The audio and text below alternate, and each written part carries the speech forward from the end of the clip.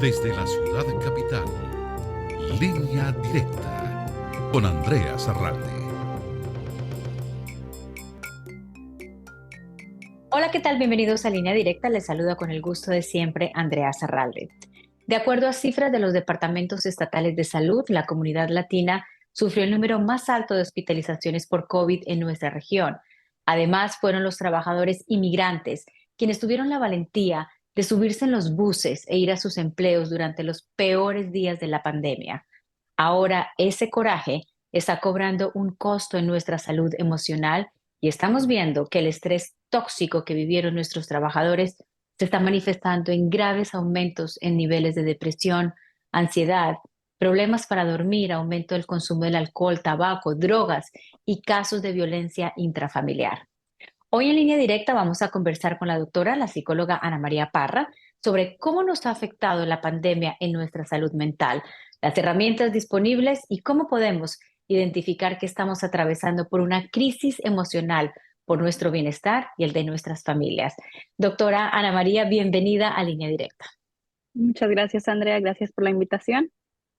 Un estudio reciente de Boston College demuestra que el porcentaje de personas en este país reportando síntomas de ansiedad y depresión subieron a casi 50% durante la pandemia, un nivel 6 veces más alto que en 2019. Las mujeres, los jóvenes y las personas de bajos ingresos se encuentran entre los grupos más afectados. ¿Cuál fue el impacto real de la pandemia COVID-19 en la salud mental de nuestra comunidad? Como tú dijiste anteriormente, la pandemia como que resaltó ciertos problemas que ya existían, pero obviamente fueron resaltados una vez empezamos a ver este incremento durante la pandemia. Cosas como la violencia intrafamiliar que mencionaste, la adicción, la depresión, la ansiedad, y estos problemas se exacerbaron con la soledad, la incertidumbre de lo que estábamos viviendo, miedo, pérdida de seres queridos, problemas económicos, obviamente creados por el desempleo y por todos los empleadores que tuvieron que cerrar sus puertas eh, ah, por causa de la pandemia. Las personas que, como tú dijiste, más trabajaron fueron las más afectadas, personas que trabajaron en hospitales, personas que son enfermeros, doctores, personas que hicieron mantenimiento, limpieza, obviamente fueron esenciales en ese momento y tuvieron un agotamiento físico, emocional, mental que les afectó bastante durante la pandemia también. Estuvieron separados de sus familias, tuvieron que estar aislados para poder ir a trabajar y no infectar a sus familias. Y bueno, eso llegó hasta un nivel bien difícil porque las personas empezaron a sentir deseos de quererse quitar la vida, que fue llevado por esa depresión, ese aislamiento que tuvieron que vivir. En particular, los jóvenes fueron afectados porque fueron robados de muchas experiencias que normalmente se tienen a esa edad, cosas como poder ir a una graduación o poder tener la experiencia de estar con sus compañeros, de aprender de sus compañeros. Obviamente son experiencias que no se van a volver a tener. Una vez te gradúas ya no, ya tienes que enfrentarte a la vida y no puedes como que volver. Pero también vivieron mucha incertidumbre acerca de sus carreras, qué va a pasar, qué voy a poder hacer una vez me gradúe, eh, poder recibir ayuda de sus familiares, obviamente en momentos que se quedaron sin estudio, sin trabajo y dónde se iban a ir a vivir. Están obviamente en una incertidumbre económica también, tratando de llegar a ser independientes de sus familias. Hay muchachos que obviamente no tienen el privilegio de tener unos papás que lo puedan mantener, mientras que buscan trabajo, otros tuvieron que hacer cualquier cosa para ayudar a sus familias y eso pues obviamente afecta su recorrido de emprendimiento, de saber qué quieren hacer. Eh, y bueno, ese privilegio que muchos tuvieron les ayudó a salir adelante y otros todavía se están tratando de recuperar, todavía están tratando de como volver a armar su plan de vida. Y, y todo esto creó una serie de ansiedad, ¿verdad? Del qué va a pasar en el futuro, eh, que muchas personas obviamente lo reconocemos como tener que estar en modo de supervivencia. No hay ninguna duda que los trabajadores latinos fueron los verdaderos héroes durante la pandemia. Todos los días vimos que ellos tuvieron la valentía de enfrentar el virus en sus trabajos para precisamente poder sostener a sus familias. Ahora que estamos saliendo un poco de la crisis, ¿cómo es que están manifestando las consecuencias emocionales de vivir ese tipo de estrés constante? Bueno, cuando vivimos una situación estresante, los seres humanos estamos diseñados para que el momento estresante tenga un principio y un fin. Y nuestro sistema nervioso debe activar una respuesta de defensa cuando estamos en este peligro que estamos percibiendo. Y para volver a regresar nuestro sistema nervioso eh, a regularlo, es importante que el peligro pase. Pero desafortunadamente durante la pandemia tuvimos 3 años de estrés crónico y esto hizo que aún hoy en día estemos todavía viviendo ciertas consecuencias porque no todo ha mejorado. Solo algunas cosas han cambiado y hemos vuelto un poco a la normalidad, pero pues hay cosas que todavía estamos tratando de recuperar. Las personas que se vieron, perdón, Sí, sí. las, las personas que se vieron forzadas a seguir trabajando a pesar de sus circunstancias, nunca pudieron regular su sistema nervioso. Y esto crea que esas personas se sientan irritadas por el cansancio, que no puedan dormir, sentirse ansiosos, tengan dificultad relacionándose con otras personas, se depriman, tengan problemas con su memoria y que lleguen a acudir a sustancias como el alcohol, las drogas o la nicotina para buscar un aliciente. Doctora, ¿tú piensas que existe una conexión entre la crisis de salud emocional que nos dejó la pandemia y el aumento de abuso de drogas y alcohol que estamos viendo a nivel nacional? ¿Puede haber alguna conexión entre las dos cosas directa? Absolutamente, yo creo que, como mencioné anteriormente, el alcohol y las drogas se han convertido en un aliciente.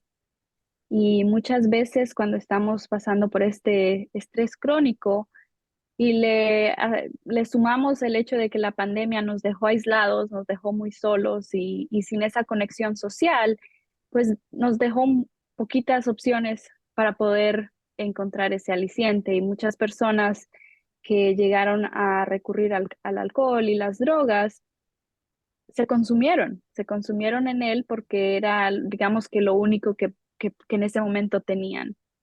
Entonces tenemos personas que de pronto antes habían usado el alcohol, no de la forma en que lo pensamos que es todos los días, sino, por ejemplo, solamente los fines de semana, tomar hasta que ya no se acuerden ni del nombre.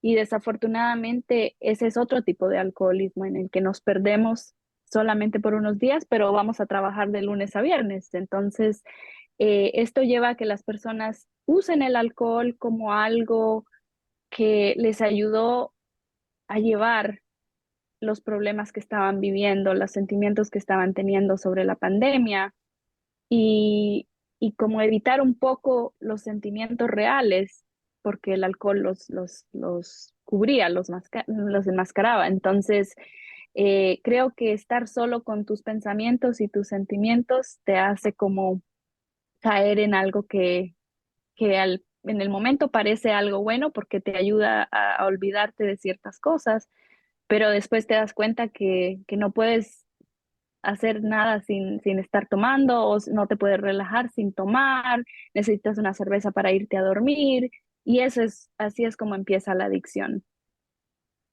Ahora los invito a seguir aprendiendo más sobre este tema de la relación entre el COVID-19 y nuestra salud mental con este reportaje especial.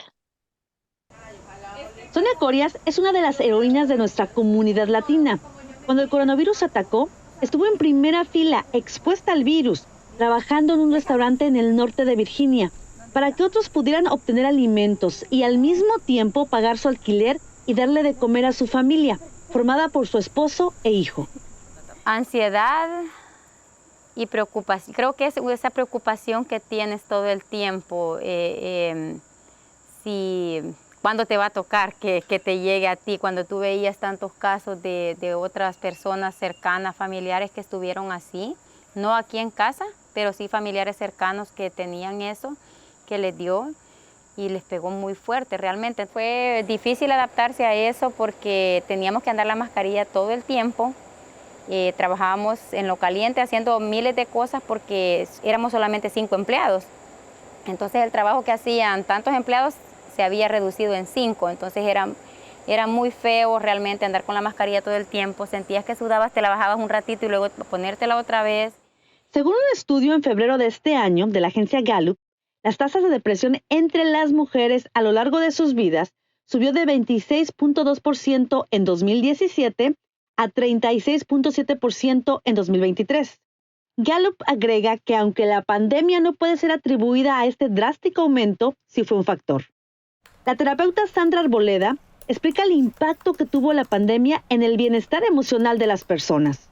90% de las personas en los Estados Unidos reportan que sienten que estamos en una crisis de salud mental en el país, ¿cierto? Entonces esos 90%, y eso quiere decir que muchas personas están buscando ayuda de terapeutas y están presentando síntomas ya sea de depresión y ansiedad. ¿Por qué? Porque durante la pandemia muchas personas se sentían aisladas, se sentían como que también vimos personas que perdieron los trabajos, que perdieron familias. De acuerdo a funcionarios de salud pública, la salud mental ya era un reto para los estadounidenses antes de la pandemia. Y de acuerdo a los Centros para el Control y Prevención de Enfermedades, en el 2020, las visitas a la sala de emergencia por salud mental aumentaron sobre todo en la población más joven. Un desgaste mental que Sonia vivió esperando el acecho del coronavirus. Con aquella sensación de miedo.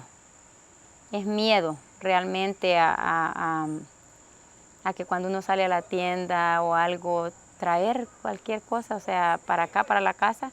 En algún momento se implementó la cosa de cambiarnos afuera para poder entrar a la casa y proteger a los niños realmente. Y en alguna ocasión que me tocó como llevarle provisión a alguien que estaba enfermo, hacía lo mismo, o sea, llevaba otra ropa y me cambiaba antes de llegar a la casa, siempre tratando de proteger a los míos aquí en casa.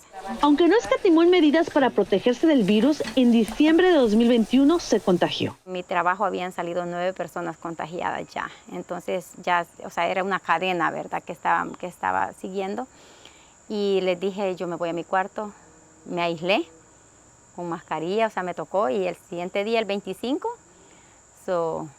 amanecí con la fiebre y el dolor de huesos que yo no podía ni siquiera, o sea, era tan fuerte el dolor que tenía hasta para ir al baño, que yo sentía que se me quebraban los huesos realmente. Pasé varias noches sin poder dormir porque sí me dio como esa, no sé si es alguno de los síntomas que el COVID da, pero sí pasé varias noches que no podía dormir. No poder conciliar el sueño es un síntoma luego del contagio del COVID, que ha vivido un 64% de adultos, al menos una vez, de acuerdo a un sondeo del Centro de Investigaciones Pew realizado en diciembre de 2022. Sonia recibió 2 dosis de la vacuna Johnson, a las cuales les atribuye sobrellevar la enfermedad, y aislarse en una habitación fue otra medida de protección para no contagiar a más familiares. Anduvimos casi todo el día buscando dónde hacernos una prueba, mi sobrino y yo, porque pensábamos que mi sobrino tenía el COVID, y la que salió con COVID fui yo, y mi sobrino salió negativo, y nadie más se enfermó aquí en la casa, nadie. Y me aislé totalmente, me aislé porque por el niño, por las niñas, por todo realmente, que yo no quería que nadie más de aquí de la casa pasara eso, y esa fue la solución, estuve encerrada. Los estragos de la pandemia en la salud mental se transformaron para algunos en ansiedad y depresión. La doctora Arboleda da algunos consejos para sobrellevar estos síntomas. Unos tips para combatir de pronto la ansiedad es que nos conectemos con nuestros sentidos, ya sea la vista, el olfato, el gusto, el tacto, ¿no? Entonces, una de las cosas que yo le recomiendo a mis clientes es que cuando sientan que van a tener como esa ansiedad o ese ataque de ansiedad, se pongan hielo en la mano. Entonces, porque ¿qué va a hacer esto? Vamos a tener la sensación de que está frío acá en la mano y no vamos a pensar en otra cosa. El ejercicio es muy bueno para nosotros cuando tenemos depresión porque esto aumenta los niveles de dopamina en nuestro cuerpo y esto hace que nos sintamos mejor. Expertos dicen que los trabajadores que arriesgaron su salud durante el periodo más duro de la pandemia deben recordar que no están solos y si lo necesitan, deben buscar ayuda profesional. Para Línea Directa, Zulema Salazar.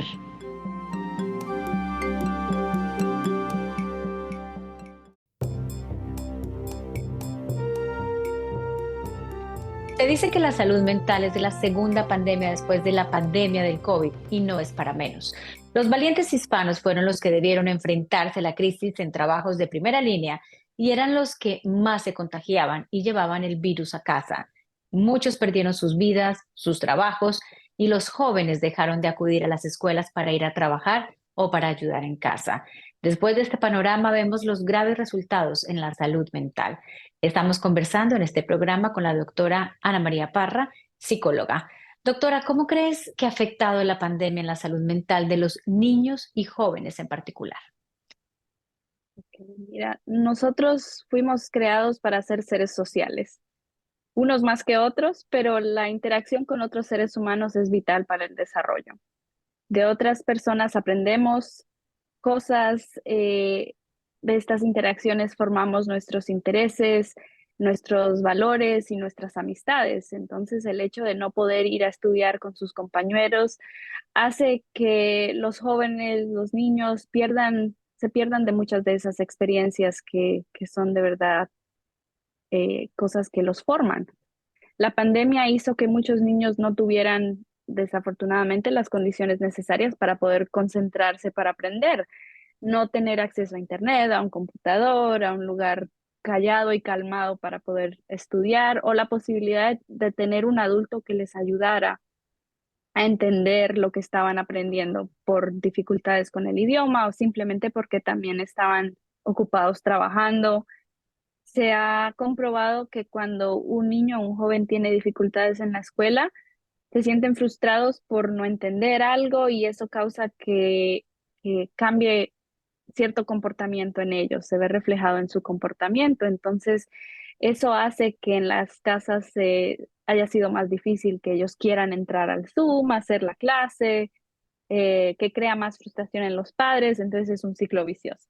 Muchos niños y jóvenes han sido afectados por el estrés que viven los adultos en la casa y tienen que empezar a preocuparse por problemas de adultos y de cierta manera sentirse responsables a contribuir.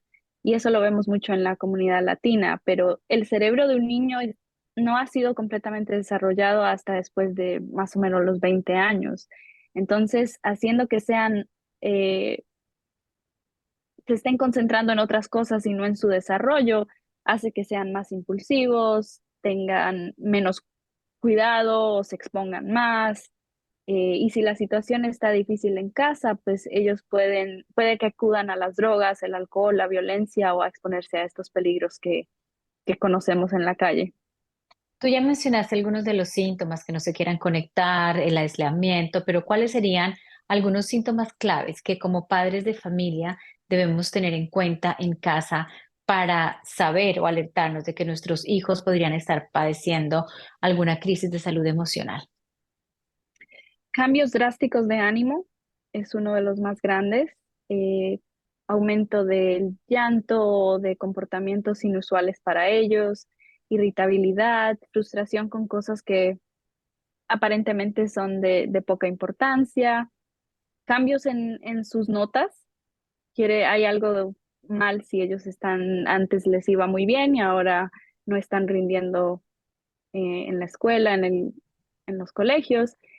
Y comportamientos regresivos en el desarrollo. Si ellos ya habían cumplido una etapa como ir al baño solos y de repente vuelven a tener accidentes, eso puede ser un comportamiento regresivo. tener muchos miedos o nervios, hacer ciertas cosas que normalmente no les causaban miedo, tomar riesgos o tener un comportamiento autodestructivo, sobre todo los jóvenes. Y en los niños más pequeños, los síntomas somáticos son muy importantes, el dolor de estómago, dificultad para respirar o un cansancio tremendo. Normalmente el dolor de estómago lo asociamos con no quiero ir a estudiar, eh, y es algo que se ha vuelto psicológico porque es como sentir como esa incomodidad por alguna razón y, y hay que explorarla. Ahora hablemos de las madres de familias solteras, cabezas de hogar. Porque es importante que a pesar de las múltiples responsabilidades y obstáculos, se preocupen estas madres también por su salud mental. A veces vemos que las madres solteras ponen muchísimas prioridades encima y se olvidan de ellas mismas. Y su salud mental tiene que ser una de sus prioridades porque si están ellas bien, pueden estar bien sus hijos. Así que porque ellas, el mensaje es básicamente para ellas. Tú lo dijiste, mi primer punto en esto es, yo siempre le digo a las madres que son pacientes mías, es, si usted se sube a un avión, lo primero que le dicen es póngase la máscara de oxígeno. ¿Y por qué? Porque si usted no se ayuda a usted misma, no le puede ayudar a su hijo, a su hermano, a su mamá, a la persona que esté al lado. ¿De qué le sirve a los hijos tener a su mamá si no va a estar bien, si no va a estar completamente dedicada a poderles dar lo mejor de ellos? Entonces, eh, en mi trabajo he escuchado que muchos niños sufren temiendo de que algo malo les va a suceder a sus padres y tenemos que darles como esa verificación de que nosotros mismos nos vamos a cuidar para que ellos no tengan que preocuparse. Esa ¿Qué co- responsabilidad que tenemos como adultos eh, debe ser aclarada para que los niños no sientan esa responsabilidad.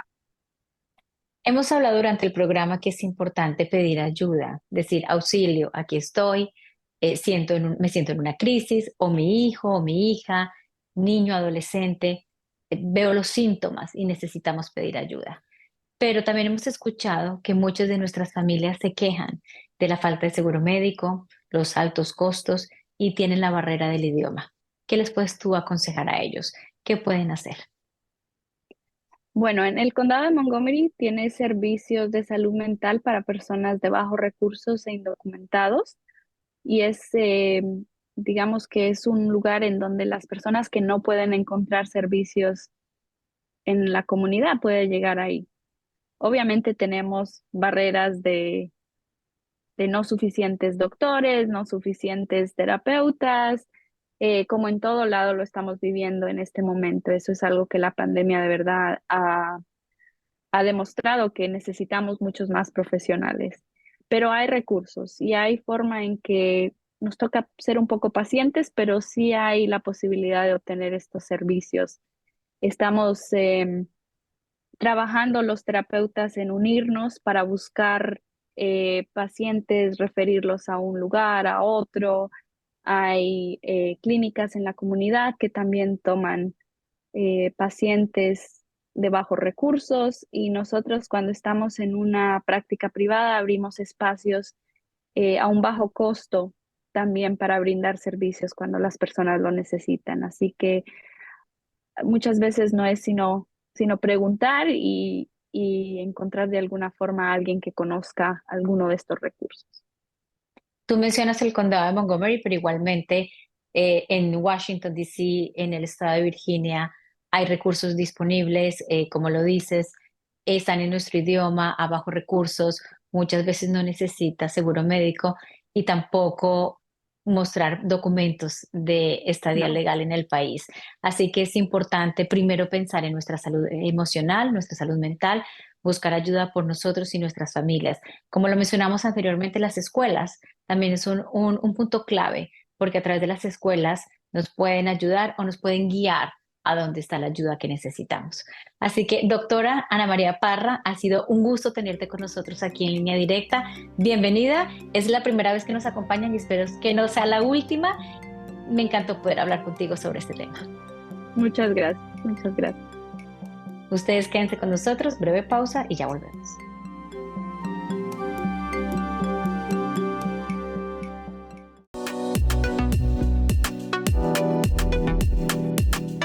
Desde el principio de la pandemia, los trabajadores latinos han sido verdaderos héroes. En los peores días de la crisis, se armaron de coraje y enfrentaron los riesgos del COVID en los hospitales, las farmacias, supermercados, construcciones y otras instituciones críticas para toda la sociedad. Por eso, hoy nuestros seres queridos no deben bajar la guardia en contra de la pandemia. La mayoría de los trabajadores latinos están vacunados contra el COVID, pero menos del 25% se han puesto la última dosis de refuerzo y están vulnerables a nuevas infecciones, a hospitalizaciones costosas y a pérdidas de ingreso. El virus del COVID sigue mutando y es más contagioso que nunca. Protege tu salud y la de toda tu familia. Ponte la dosis de refuerzo.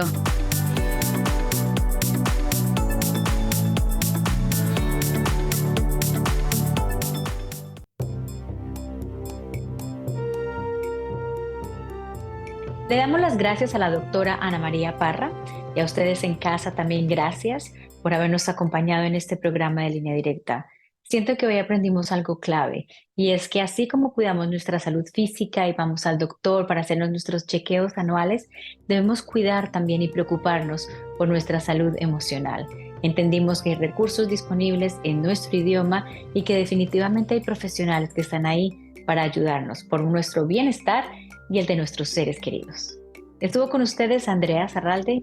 Gracias y hasta la próxima.